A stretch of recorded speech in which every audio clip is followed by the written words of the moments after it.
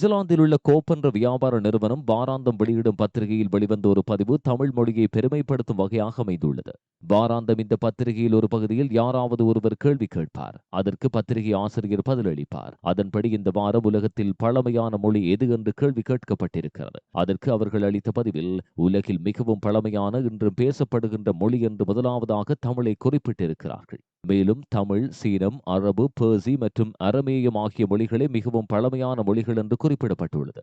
அதிலும் குறிப்பாக உலக படத்தில் தமிழ் பேசும் இடம் என்று நேரடியாக இலங்கையைத்தான் சுட்டிக்காட்டியிருக்கின்றனர். இந்த பத்திரிகையின் பதிவில் கடைசியாக கேள்விக்கான பதிலாக தமிழ் என்று குறிப்பிடப்பட்டுள்ளது. தமிழின் தொன்மை பற்றியும் அதன் வரலாற்றையும் தமிழர்களாகிய நாம் நன்கு உணர்ந்திருந்தாலும் ஐரோப்பாவிலிருந்து ஜெர்மன் மொழியில் வெளிவருகின்ற பத்திரிகையில் அந்த விடயத்தை குறிப்பிடுவது என்பது புலம்பெயர் வாழ் ஒவ்வொரு தமிழர்களையும் பெருமைப்பட வைக்கும் ஒரு விடயமாகவே பார்க்கப்படுகிறது. குறித்த செய்தியினை குறிப்பாக சுவிட்சர்லாந்தில் வாழுகின்ற தமிழர்கள் சமூக வலைதளங்களில் பகிர்ந்து தமது மகிழ்ச்சியின் வெளிப்பாட்டை காட்டி வருகின்றமையும் குறிப்பிடத்தக்கது.